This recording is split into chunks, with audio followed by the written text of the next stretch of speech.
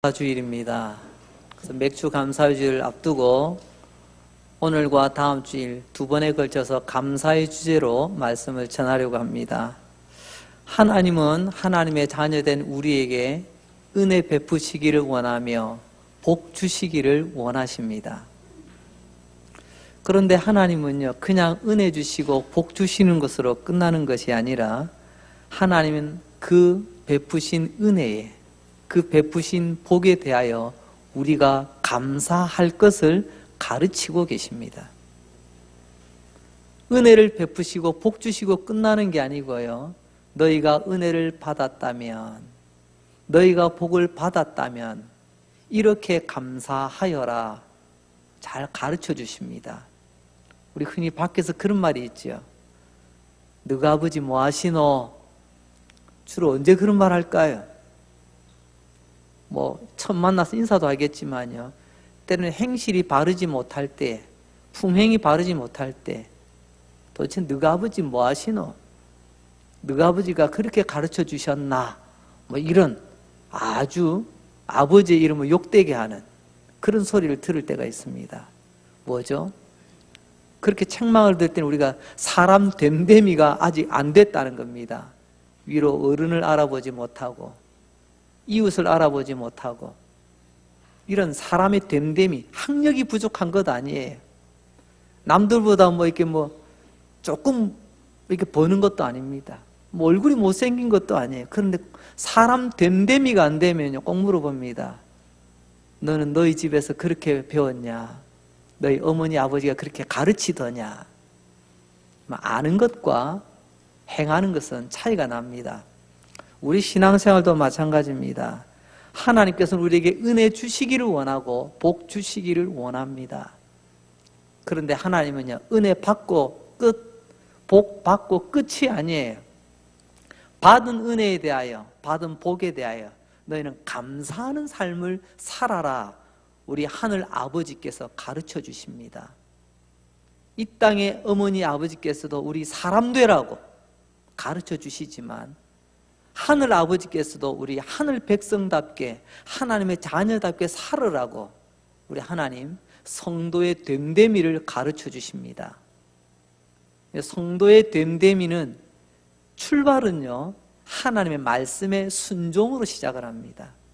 그냥 시작하는 게 아니에요. 그 성도에게 순종이 어색하다면 건강한 성도가 아닙니다. 순종하며 하나님의 말씀을 따르고 결과에 대해서는요, 모든 일에 감사하라고 말씀하십니다. 이게 성도가 성도다운 모습이에요. 여러분, 내 믿음을 진단해 볼까요? 여러분은 순종이라는 말이 나에게 익숙합니까? 어색합니까? 익숙하다면 여러분들은 성숙한 성도입니다. 아직도 순종이라는 말이 자꾸만 나에게 거슬리게 들린다면 여러분들은 아직까지 미성숙하거나 아니면 어쩌면 믿음의 씨앗이 여러분 안에 없는지도 모릅니다. 순종으로 달려갔다고 한다면 여러분, 결과에 대해서도요, 모든 것이 하나님께서 허락하신 결과인 줄 알고 여러분, 감사함으로 마무리 짓는 것, 이게 성도입니다.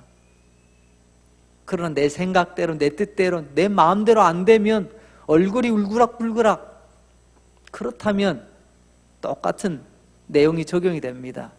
성숙하지 못한 성도든지 아니면 애초부터 성도가 아니든지 말입니다. 마치 밭에 똑같이 자라는 것 같지만 처음에는 표가 안 나요. 나중에 보면 알곡과 가라지가 구별되는 것처럼 말입니다. 오늘 하나님께서는 받은 은혜에 감사하라, 받은 복에 감사하라고 말씀하십니다. 왜 이렇게 감사를 가르치실까요? 우리가 받은 은혜와 복에 감사하지 못하면 받은 은혜가 나중에는 우리에게 화가 됩니다. 지금은 복이라고 받았지만 감사로 마무리 짓지 않으면요, 오히려 그 복이 화가 되는 수가 있습니다. 그래서 받은 복에 감사로 마무리를 잘 하셔야 됩니다. 이게 성도가 성도답게 살아가는 모습이라고 말씀드릴 수가 있습니다. 따라서 해봅시다. 감사를 배웁시다. 우리의 본성은 감사할 줄 몰라요. 그래서 감사는 배워야 되는 거예요. 감사는 학력으로, 나이로. 여러분, 그렇게 감사가 늘어날 수 있다면 얼마나 좋겠어요. 그러나 우리의 감사의 수준은 졸업장 개수만큼 늘어나질 않습니다. 우리의 감사의 수준은 우리 인생의 주름살 개수만큼 늘어나질 않습니다. 하나님 그래서 말씀하십니다. 감사를 배워야 한다고 말입니다. 못 배우면 뭐라고 부르죠? 저는 사람 덜 됐구나, 사람 됨됨이가 안 됐구나 라고 말합니다. 학교에서 공부 배우 이게 아닙니다. 살아가는 삶에 사람이 어떻게 살아야 되는지 그 도리를 못 배우면 사람 됨됨이가 안 됐다고 말합니다. 그렇다면 여러분, 성도도 마찬가지입니다. 성도도 배우지 않으면, 감사를 배우지 않으면 성도답지 못한 삶을 살아가게 됩니다. 오늘 하나님 그 가운데서 감사를 말씀을 통해서 오늘도 우리에게 가르쳐 주실 것입니다. 잘 배우시기 바랍니다. 내가 이 나이에 또 배우리? 아니에요. 여러분, 주님 앞에 서는 그날까지 우리 믿음의 배움은 계속 쭉 이어져야 될 줄로 믿습니다. 하나님께서 우리에게 감사를 가르치시는 가장 좋은 하나님의 교육 방법 중에 하나가 뭐냐면요, 바로 절기라는 것입니다. 절기는 그냥 우리에게 해마다 돌아오는 그냥 그런 단순한 명절이나 축제가 아닙니다. 명절을 우리에게 주신 것이 아니고요, 우리에게 절기를 통해서 하나님께서는 하나님의 백성들이 감사하는 법을 배우도록 우리 삶의 주기마다 절기를 만드셨다는 거예요. 그래서 절기 때 배우는 것이고요, 절기 때 우리 자녀들에게 가르치는 것이고요, 절기를 통해서 다시 한번 우리는 온전한 하나님 앞에서의 감사를 표현해 드리는 것입니다. 그래서 절기를 통해서 우리를 구원하신 하나님의 구원에 대해서 감사, 절기를 통해서 하나님께서 우리에게 지금까지 채워주신 하나님의 그 채워주심에 대한 감사, 그리고 내 삶에 이런저런 풍성한 열매를 주신 이 모든 것에 대한 감사, 이것을 배우고 이것을 다시 한번 하나님 앞에 표현하는 바로 그런 믿음의 훈련의 시간이 절기라고 하는 것입니다. 하나님은 절기를 통해서 이런 감사를 오늘도 우리에게 가르치시길 원하십니다. 그 절기 가운데 가장 중요한 절기가 바로 77절이라고 하는 절기입니다. 77절. 그럼 성경의 77절은 오늘 우리가 사용하고 있는 맥주 감사절과 아주 흡사합니다. 사실 성경에는 맥주 감사절이라는 용어가 없어요. 그럼 맥주 감사절의 기원이 되는, 뿌리가 되는 성경적 근거가 바로 77절이라고 하는 절기에 담겨져 있다는 것입니다. 이 77절의 시작을 초실절이라고 말합니다. 처음으로 결실을 얻는 절기라는 거죠. 제일 먼저 열매를 거두는 날입니다. 이 77절의 시작인 초실절에는 보리를 거두게 됩니다. 그리고 이후로부터 77이 49일이 지나는 그 절기를 우리는 흔히 77절 기간이라 그렇게 부르는 겁니다. 숫자로 77이에요. 7 곱하기 7, 49. 그리고 공교롭 그 다음날 하루를 더 더하면 50일이 됩니다. 그래서 50일을 뭐라고 부르죠? 오순절이라고 부르는 거예요. 성경의 용어가 조금 친숙해지시기 바랍니다. 초실절 첫 열매를 얻는 그날로부터 77이 49일 동안 그 기간을 77절이라고 하며 또한 연이어 있는 그 다음 50일째를 오순절이라고 부릅니다. 이 기간은 하나님의 백성들이 가장 중요하게 여기는 절기가 이 기간 안에 담겨 있습니다. 그래서 오늘 레위기 23장의 배경은 넓게 보면 77절에 관한 배경이고요, 좀 더 세밀하게 보면 그 77절 가운데서도 초실절, 첫 열매를, 첫 곡식을 얻는 바로 거기에 초점이 맞춰져 있습니다. 오늘 이 77절, 초실절을 통해서 하나님께서 가르쳐 주시는 감사를 배우는 은혜가 있기를 주의 이름으로 축원합니다. 여러분, 배워야 삽니다. 여러분, 배워야 변합니다. 배우려 하지 않고 변하려 하지 않으면요, 하나님 앞에 섰을 때 우리가 어떤 하나님의 심판을 받게 될까요?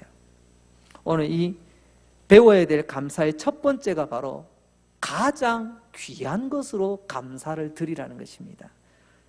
오늘 레위기 23장 10절 말씀입니다. 이스라엘 자손에게 말하여 이르라. 너희는 내가 너희에게 주는 땅에 들어가서 너희의 곡물을 거둘 때, 어디에서요? 하나님께서 주시는 땅이라고 했어요. 내 땅 아닙니다. 하나님이 주신 땅이에요. 하나님이 주신 날들이에요. 하나님이 주신 내 직장입니다. 하나님이 주신 내가 땀 흘려 일하는 그 현장이에요. 거기서 너희가 곡물을 거둘 때, 우리가 거기서 땀 흘려 수고했을 때 열매를 얻잖아요. 소득을 얻지 않습니까? 너희 곡물의 첫 이삭 한 단을 제사장에게로 가져갈 것이요. 그럼 제사장에게 가져간다는 말은 곧 그 제사장이 하나님께 드린다는 말입니다. 무슨 말이죠? 너희 삶의 첫 열매를 거두었을 때 그 열매를 너희가 먼저 먹는 것이 아니라 첫 열매는 하나님께 먼저 드리라는 것입니다.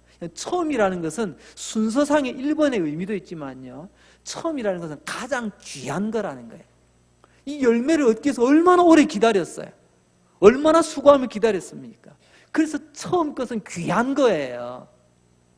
오늘 하나님은 말씀하십니다. 내가 너희에게 준 그 땅에서 너희가 첫 소득을 얻거든 그것을 하나님께 구별하여 드리라고 말씀하십니다. 성경에서는 무조건 첫 번째는 하나님의 것이라고 말씀하고 계십니다. 정말 우리는 그렇게 살아가고 있나요? 하나님이 처음 되신다면 여러분들은 건강한 신앙생활을 하고 계시는 겁니다. 이리저리 치이다가 어디서 구들러 다니다가 남아 도는 것, 그걸 하나님께 드린다면 여러분들 신앙은 어쩌면 볼품없고 어쩌면 병든 신앙일 수도 있습니다.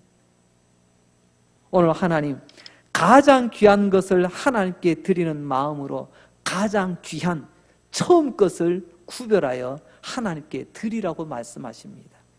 이게 감사를 배우는 첫 번째 내용입니다. 따라서 봅시다. 가장 귀한 것을 하나님께 드립시다.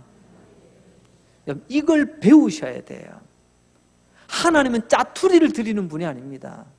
하나님은 가장 귀한 것을 드리도록 우리에게 가르쳐 주시는데, 여러분, 못 배운 사람은 자기 욕심대로 하잖아요. 그래서 욕을 먹잖아요. 아이고, 참 못 배워도 저렇게 못 배웠을까? 여러분, 신앙생활도 똑같습니다. 배우지 못하면요, 내 욕심대로 해요. 욕심이라는 게 뭐죠? 좋은 건 내 거, 볼품없는 건 하나님 거. 이게 딱 구별이 되거든요. 출애굽기 13장 2절 말씀을 봅니다. 이스라엘 자손 중에서 사람이나 짐승을 막론하고 태에서 처음 난 모든 것은 다 거룩히 구별하여 내게 돌리라. 빨간 것이 다시 읽어봅시다. 이는 내 것이니라. 뭐라고요? 처음 난 모든 것. 이 처음 난 모든 것은 하나님 것이라고 하나님이 말씀하시는데도, 하나님, 이건 내 거예요. 하나님, 저 구석에 있잖아요. 저 구석에. 저 곰팡이 피는 거. 저 녹슬어버린 거. 바로 이것이 감사를 배우지 못한, 성도답지 못한 우리의 모습이 될 수가 있다는 것입니다. 처음 것은 다 하나님의 것이라는 것을 알고 처음 것 귀한 것을 하나님께 구별하여 드릴 수 있는 우리의 모습, 보리의 첫 이삭단을 하나님께 드리라는 말도 바로 이러한 맥락에서 가장 귀한 것을 준비하여 하나님께 드리라고 하시는 하나님의 가르침입니다. 여러분, 감사도 배워야 됩니다. 반대로 말하면요, 감사하는 것을 본 적이 없고 감사한 적을 배운 적이 없기 때문에 우리는 감사의 삶을 살지 못하는 거예요. 어릴 적에 보십시오. 내가 우리 집에 많이 있든지 없든지 오신 손님 귀하게 섬기는 부모님의 모습을 본 사람은요, 그가 자라서도 손님 대할 줄을 압니다. 내가 뭐 냉장고에 차고 넘치고 뭐 내 통장이 넘쳐서가 아니에요. 콩 한 조각이라도 오신 손님 귀하게 섬길 줄 압니다. 근데 본 게 없고요, 배운 게 없으면요, 와도 그만, 가도 그만. 이게 못 배운 처사라는 거죠. 여러분, 그렇다면 첫 이삭 한 단을 어떻게 드려야 되죠? 당시 성전에는 대제사장이 있습니다. 제사장 중에서 그 해에 대표되는 제사장을 말합니다. 그리고 그때마다 순번제로 돌아가는 당번 제사장이라고 부를 수가 있습니다. 즉 대제사장의 직무를 돕는, 옆에서 함께 협력하는 제사장들입니다. 오늘 이 내용을 보게 되면은 대제사장은 당번 제사장에게 지시를 합니다. 올해 가장 먼저 곡식이 익는 밭을 찾으십시오. 그리고 그 밭을 찾았다면 그 밭에서도 가장 먼저 익는 곡식을 구별하여 거기다가 표시를 해 주십시오. 뭐 끈을 묶든지 뭐 리본을 묶든지 따로 딱 구별을 해 놓는 거예요. 그리고 때가 되어 그 곡식이 온전히 익었을 때 그 곡식을 베어서 제사장에게로 가져오게 합니다. 여러분, 언제요? 유월절 만찬이 끝나고 안식일이 지난 그날, 유월절이 우리 흔히 요일로 말하자면 금요일이거든요. 아니, 안식일이 금요일이거든요. 죄송합니다. 유월절이 금요일이거든요. 그 다음 날 안식일이 토요일이거든요. 안식일 다음 날이 바로 우리가 말하는 주일입니다. 안식 후 첫날. 언제 가져오라고요? 유월절 만찬이 끝나고 안식일이 지난 그 다음 날. 그래서 초실절은 유월절이 지나 안식일이 지난 그 다음 날, 안식 후 첫날이 되는 것입니다. 그러니까 예수님의 부활은 우리의 첫 실절, 즉 우리의 첫 열매의 의미를 담고 있는 것입니다. 예수님께서는 유월절날 십자가에 못 박혀 죽으시고 안식 후 다음 날, 안식 후 첫날 부활하셨습니다. 우리의 첫 열매가 되셨습니다. 초실절은 이런 의미들을 다 담고 있습니다. 그래서 잘 익은 보리 한 단을 베어서 예루살렘 성전으로 가지고 올라옵니다. 무엇을 말하는 거죠? 가장 귀한 겁니다. 이 땅에서, 이 나라에서 가장 먼저 곡식이 익은 밭을 찾아 그 밭에서 가장 먼저 익은 곡식단을 따로 묶어서 이것을 하나님의 정하신 날, 정하신 장소, 정하신 제사장에게 가서 드리라는 겁니다. 왜? 하나님이 그것을 받으시겠다는 거예요. 너의 삶에 하나님의 것임을 인정하고 가장 소중하고 아름다운 것을 하나님 앞에 감사하라는 것, 이게 바로 하나님을 공경해 드리는 모습입니다. 내가 언제 하나님께 감사했더라? 기억이 가물가물한 사람이 어떻게 하나님을 공경한다고 말할 수 있겠어요? 예배당에 나와서 예배 드리는 흔적은 있겠지만, 출석은 했겠지만 어찌 그의 마음이 하나님을 공경한다고 말씀드릴 수가 있겠습니까? 가장 먼저 익은 보리밭을 찾는 수고를 해야 됩니다. 그가 가장 먼저 익은 보리단을 찾는 수고를 해야 됩니다. 그리고 거기에 표시하여 그 가장 귀한 것을 내가 먼저 날로 먹는 것이 아니고 하나님께 구별하여 드리는 그 마음과 정성, 이게 된 성도 아닌가요? 이게 바로 하나님을 공경하는 감사입니다. 여러분, 감사는 그냥 하나님 이거 하나 받으세요, 여러분, 하나님께 적선하듯이 뚝 던져놓는 것이 감사가 아닙니다. 잠언 3장 9절 말씀을 보겠습니다. 내 재물과 내 소산물의 처음 익은 열매로 어떻게 해요? 여호와를 공경하랍니다. 어떻게 하나님을 공경한다고요? 아무거나 가지고 하나님을 공경하는 것이 아닙니다. 처음 익은, 처음을 구별할 줄 알아야 돼요. 처음 것을 귀하게 여길 줄 알아야 됩니다. 그것이 하나님께 내 마음과 정성을 다해드리는 공경하는 우리 믿음의 표현이에요. 이게 성도가 됨됨이를 갖춘 성도라고 말할 수가 있겠죠. 가인과 아벨의 이야기를 잘 아실 겁니다. 가인과 아벨, 어느 날 하나님께 예배를 드렸습니다. 그 예배를 제사라고 부르죠. 그 제사에 제물이 따라옵니다. 말씀을 보니까 형 가인은 예배를, 제사를 드렸는데 하나님이 안 받으셨대요. 근데 동생 아벨은 제사를 드렸는데 하나님이 받으셨답니다. 여러분, 가인과 아벨의 제사를 통해서 우리가 명심해야 될 건 뭐냐면 행위는 똑같이 했습니다. 제사를 드렸어요. 우리로 치면 예배를 드렸습니다. 문제는 내가 드린 것이 중요한 게 아니고요, 하나님이 받으셨냐는 거예요. 원컨대 오늘 이 시간 우리들의 예배가 하나님 기뻐 받으시는 우리의 예배가 될 수 있기를 바랍니다. 그럼 내가 했다고 끝나는 게 아니에요. 하나님이 받으셨는가? 왜 아벨의 제사, 동생의 제사는 받으셨고 왜 형의 제사는 받지 않으셨을까요? 여러분, 그 이유를 알 수 있는 단서가 창세기 4장 3절로 5절 말씀을 보면 알 수가 있습니다. 세월이 지난 후에 가인은 땅의 소산으로 제물을 삼아 여호와께 드렸고, 땅의 소산이라고만 표현하고 있습니다. 그러나 아벨은 자기도 양의 무엇을요? 첫 새끼라고 말씀하고 있습니다. 양의 첫 새끼와 그 양의 첫 새끼에 기름을 드렸더니 여호와께서 아벨과 그의 제물은 받으셨으나 가인과 그의 제물은 받지 아니하셨더라. 이 부분에 대해서 의견이 분분합니다. 논쟁이 많아요. 뭐 어떤 거죠? 누가 많이 드렸냐, 누가 비싸게 드렸냐, 뭐 양으로 측정하는 분도 있고요. 아니, 누구는 피가 있는 제사고 누구는 피가 없는 제사고. 여러분, 하나님은 피 있는 제사만 받으실까요?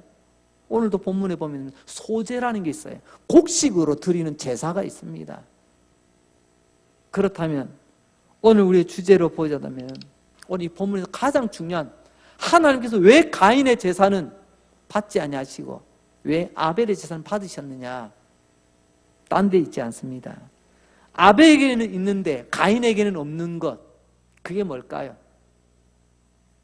바로 처음이라는 것입니다. 아벨은 처음 것, 첫 것을 드렸습니다.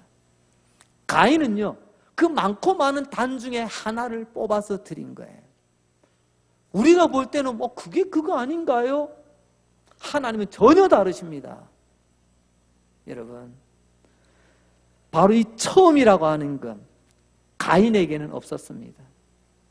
오늘 어쩌면 우리의 수고와 우리의 예배가 처음이 빠져있는, 하나님의 귀하게 여기는 마음이 빠져있는, 그냥 내 편리한 대로, 그냥 내 눈에 띄는 대로, 내 손에 잡히는 대로 대충 하나님께 드리는 것, 나 스스로는 드렸다고 착각할 수 있겠지만 어쩌면 하나님은 나 받을 수가 없어, 하나님이 거부하시는 제사가 될 수도 있다는 것을 우리는 두렵고 떨림으로 받아야 될 줄 압니다. 하나님을 공경하시기 바랍니다. 예배를 하찮게 여기지 마시기 바랍니다. 하나님께 드리는 감사를 하찮게 드리지 마시기 바랍니다. 여러분들이 준비한, 여러분들이 드리는 그 예배와 감사와 헌신이 하나님이 못 받으시겠다면 얼마나 낭패예요. 하나님을 공경함으로 드리는 감사, 그 감사에는 처음 것을 구별하는 마음이 담겨 있습니다. 이렇게 하나님은 감사를 드리라고 친히 가르쳐 주십니다. 여러분, 못 배운 성도 되지 마시고 하나님 말씀대로 잘 배운, 하나님께 칭찬받는 성도 되시기를 주의 이름으로 축원합니다. 이제 두 번째입니다. 우리는 배워야 될 감사 두 번째는 하나님의 은혜를 인정하며 감사라는 것입니다. 감사도 아무 생각 없이 하는 게 아닙니다. 모든 것이 하나님의 은혜였음을 인정하는 내 믿음의 행위가 바로 감사입니다. 이걸 깨닫고 인정하며 그것을 내 삶으로 표현해 드리는 것. 성경을 자세히 보면요, 하나님께서 얼마나 감사 훈련을 시키고 있는지 모릅니다. 하나님이 자꾸만 가르치고 훈련시키는데 우리는 그것을 받으려고 하지 않습니다. 그저 내 곡식단 여기 있습니다, 내 거 여기 있습니다 툭 던져놓고 그걸로 끝입니다. 제일 먼저 익은 보리단을 제사장에게 들고 가서 건네줍니다. 그러면 끝인가요? 아니에요. 이때 여러분, 이 처음 곡식단을 수고하여 가지고 온 이 사람이 제사장에게 넘겨줄 때 그가 암송하며 외워야 될 하나님의 말씀이 있습니다. 곡식단 던지고 끝나는 게 아니라니까요. 신명기 26장 3절 말씀 봅니다. 그때의 제사장에게 나아가 그에게 이르기를, 누가 말하죠? 곡식단을 가지고 온 그 사람이 제사장이 이렇게 말하면서 줘야 된다는 거예요. 우리 빨간 글씨로 된 거 다 같이 한번 읽어봅시다. 시작. 내가 오늘 당신의 하나님 여호와께 아뢰나이다. 내가 여호와께서 우리에게 주시겠다고 우리 조상들에게 맹세하신 땅에 이르렀나이다 할 것이요. 하나님께서 우리 조상이 주시겠다고 하는 그 땅에서 내가 올해도 땀 흘려 수고하여 하나님께 이 열매를 주셨습니다. 이걸 인정하는 고백을 하며 곡식단을 넘겨주라는 거예요. 하나님께서 내 삶의 곡식단을 주셨음을 인정하는 것, 이게 바로 감사에 대한 태도입니다. 가진 곡식단은 그냥 제사장에게 던져주고 돌아서는 게 아니에요. 그럼 이 곡식단을 받은 제사장은 또 어떻게 해야 되죠? 오늘 본문 레위기 23장 11절입니다. 제사장은 너희를 위하여 그 단을 여호와 앞에 기쁘시게 받으심이 되도록, 하나님이 기뻐 받으시는 것이 되도록 어떻게 해야 된다고요? 흔들어 안식일 이튿날에 흔들 것이다. 이상하죠? 받기는 받되 왜 흔들기는 왜 흔들어요? 흔들다는 의미의 두 가지 의미를 우리는 기억해야 됩니다. 첫 번째로 흔든다는 것은요, 위에서 아래로 흔듭니다. 위에서 이 단을. 이건 뭘까요? 위에 계신 하나님께서 아래에 있는 나에게, 위에 계신 하나님께서 아래에서 살아가는 우리에게 주신 이 첫 번째 곡식단을 하나님께 드립니다. 이게 위에서 아래로 내리는 동작이에요. 그 동서남북으로 흔들며 드립니다. 동서남북으로, 온 사방으로요. 그건 뭘까요? 내 삶의 주변에 있는 모든 것이 다 하나님이 주신 것입니다. 하나님 인정하는 행위, 이게 요제라고 만듭니다. 흔들며 드리는 제사를 요제라고 하는 거죠. 근데 몸이 근질근질해서 흔드는 게 아니에요. 위로부터 아래로 하나님이 내려주신 복, 내 사방에 있는 모든 것이 다 하나님이 주신 것, 하나님이 인정하는 내 믿음의 행위라는 거죠. 여러분, 백성은 암송하며 하나님께서 주신 땅, 하나님이 주신 내 삶의 현장에서 이 곡식을 얻었노라고 하나님을 인정합니다. 그리고 제사장은요, 몸동작으로 위에 계신 하나님 우리에게 내려주셨습니다. 하나님 내 삶의 모든 것을 이렇게 다 채워주셨습니다. 하나님을 인정하는 행위, 백성과 제사장의 이 행위가 합쳐져서 하나님 기뻐 받으시는 감사 제물이 되는 것입니다. 오늘 저와 여러분, 하나님의 은혜를 인정하는 감사의 삶을 살아갈 수 있길 바랍니다. 하나님이 기뻐하시는 감사가 될 때에, 하나님 기뻐 받으시는 감사가 될 때, 우리의 감사가 헛되지 않는 것이 될 것입니다. 이제 세 번째로 우리가 배워야 될 감사가 있습니다.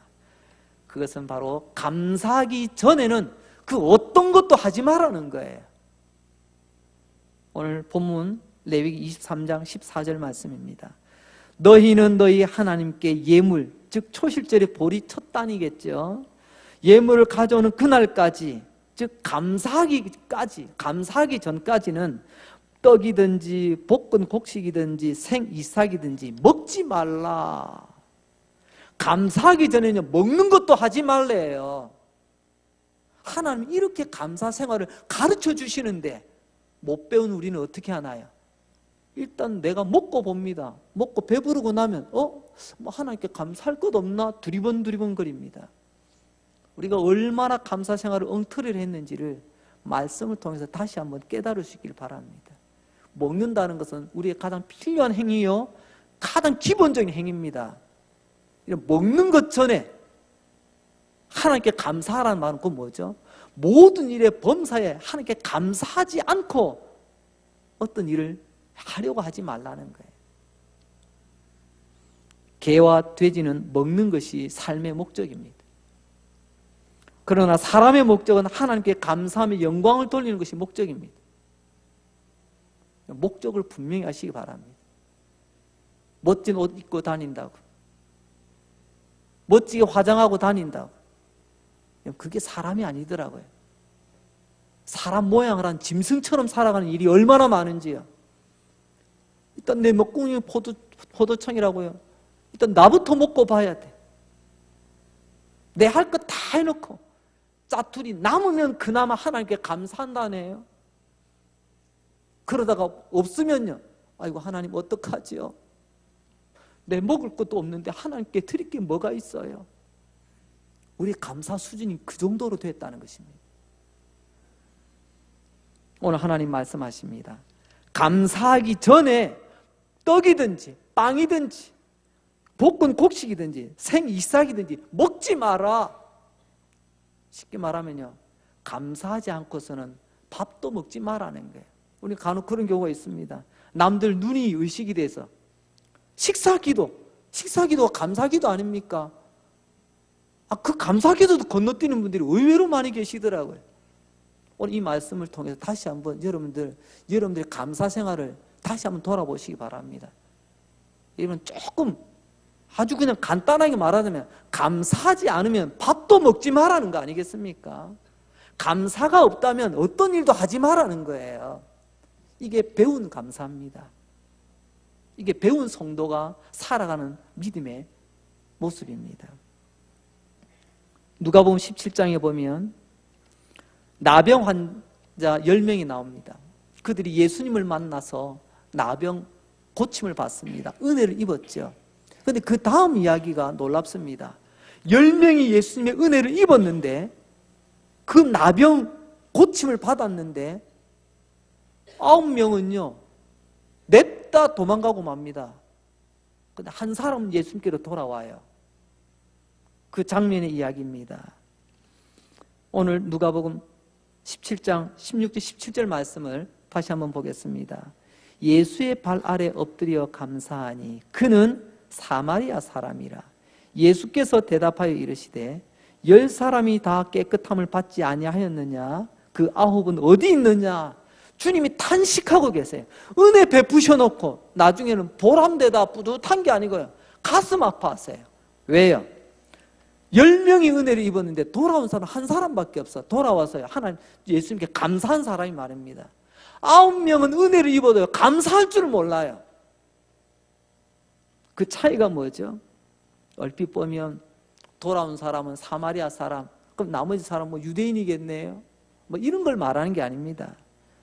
돌아온 9사람과 도망간 9사람과 돌아온 한 사람의 결정적인 차이, 그게 뭐죠? 하나님의 은혜를 가볍게 여기던 사람과 하나님의 은혜를 무겁게 여기는 사람의 차이입니다. 돌아온 사람은 이렇게 생각합니다. 나는 나를 고쳐주시고 나를 깨끗하게 해주시고 나를 살려주시고 나를 구원해주신 그 예수님에 감사하기 전에는 사랑하는 집에도 안 가겠다는 거예요. 사랑하는 사람 만나러 가지도 않겠다는 겁니다. 내가 어떤 것도 하지 않겠다는 겁니다. 받은 바 은혜에 감사하고 나서 그 다음에 내가 그리던 집으로 내가 사랑하는 사람을 만나러 가겠다는 거예요. 오늘 결정적인 내용이 뭐죠? 오늘 본문의 말씀처럼 떡이든지 볶은 곡식이든지 생이삭이든지 나는 먹지 않으리라. 언제요? 감사하기 전에는. 오늘 나병 환자 중에 한 사람이 그런 사람이었습니다. 이런 사람이 하나님 앞에서 위대한 사람 아니겠습니까? 어쩌면 이 한 명의 나병 환자는 초실절의 모델입니다. 감사하기 전에 나는 아무것도 하지 않을 거예요. 우리는요, 감사 없어도 잘만 살아가지 않습니까? 그래서 우리의 믿음의 수준이 뚝뚝뚝 떨어지고 있잖아요. 저와 여러분, 이제 이런 감사자가 되시기를 주의 이름으로 축복합니다. 감사하기 전에 밥도 먹지 않겠다라고 하는 이런 각오로, 여러분 식기도만 하는 것이 아니라 내 삶에 임하는 자세와 태도가 감사하기 전에는 나는 아무것도 하지 않으리라. 누가복음 17장 18절에서 주님 이렇게 말씀하십니다. 이 이방인 외에는 하나님께 영광을 돌리러 돌아온 자가 없느냐. 이 이방인이 한 게 뭐라고요? 감사하기 전에는 나는 아무것도 하지 않겠다고, 집에도 가지 않겠다고, 내 아내, 내 사랑하는 가족, 내 친구들 만나러 가지 않겠다고. 예수님은 이 사람을 나병 환자였다라고 환자 취급하지 않고요, 뭐라고 말씀하시죠? 하나님께 영광 돌리는 자라고 말씀하십니다. 할렐루야. 먼저 감사하시고 살아가시면 하나님께 영광 돌리는 삶의 주인공이 되십니다. 이제 말씀을 마무리하겠습니다. 우리가 흔히 사람의 됨됨이라는 말을 씁니다. 제가 사전을 한번 찾아봤어요. 정확한 의미를 알기 위해서. 이렇게 기록이 되어 있더라고요. 사람의 품성이나 인격, 이걸 됨됨이라는 우리 순수 우리말로 쓰더라고요. 사람의 품성이나 인격, 이걸 줄이면 뭐냐면 품격이라는 말을 씁니다. 그 사람이 품격이 있다 없다는요, 그 사람의 품성이나 인격으로 나타난다는 거죠. 그러면 성도의 됨됨이라고 오늘 제목을 정했습니다. 무슨 뜻일까요? 성도의 품성과 성도의 인격은 곧 성도의 품격이 됩니다. 즉 다시 말하면 감사는 성도의 됨됨이, 감사는 성도의 품격을 나타낸다는 것입니다. 가장 귀한 것으로 하나님께 드리는 품격을 갖춘 감사를 할 줄 아는 성도, 된 성도 아니겠습니까? 하나님의 은혜를 인정하는 품격 있는 감사를 하는 성도, 됨됨이를 갖춘 성도 아닐까요? 하나님께 감사하기 전에 어떤 것도 하지 않겠다고 하는 태도를 가진 성도, 됨됨이를 갖춘 성도, 품격 있는 성도 아니겠습니까? 이렇게 하나님께 영광 돌리며 성도의 됨됨이를 갖추어 품격 있는 성도로 하나님 앞에서 달려가시기를 주의 이름으로 축복합니다. 기도합니다. 하나님 우리 아버지, 오늘도 호흡 주셔서 감사하고 생명 주셔서 감사하고 믿음 주셔서 감사하고 오늘 교회까지 나올 수 있는 건강 주셔서 감사하고 앉아서 말씀 들을 수 있는 귀를 주셔서 감사하고 하나님의 말씀 볼 수 있는 눈 주셔서 감사하고 들은 말씀 깨달을 수 있는 영적인 총기를 더해 주셔서 감사하고 또한 말씀대로 살아야 되겠다 하는 성령의 감동 주시니 다시 한번 감사를 드립니다. 하나님 아버지, 종교적인 허물과 껍데기 한 껍데기 한 껍데기 다 벗겨지게 하시고 하나님이 기뻐하시는 성도의 됨됨이를 갖춘 품격 있는 감사의 사람, 하나님께 영광 돌리는 성도의 됨됨이를 갖춘 품격 있는 감사의 사람으로 살아가게 하여 주시옵소서. 오늘도 말씀을 통하여 감사를 가르쳐 주시니 감사합니다. 잘 새겨들어 하나님 기뻐하시고 인정하시는 아벨 같은 삶을 살게 하여 주시옵소서. 양의 처음 난 새끼, 나를 구원하신 예수님 앞에 엎드려 감사하고 감사하기 전에 다른 어떤 것도 하지 않겠다고 하는 이런 성도의 됨됨이를 갖춘 품격 있는 감사의 사람으로 살아가게 하여 주시옵소서. 예수님 거룩하신 이름으로 기도합니다. 아멘.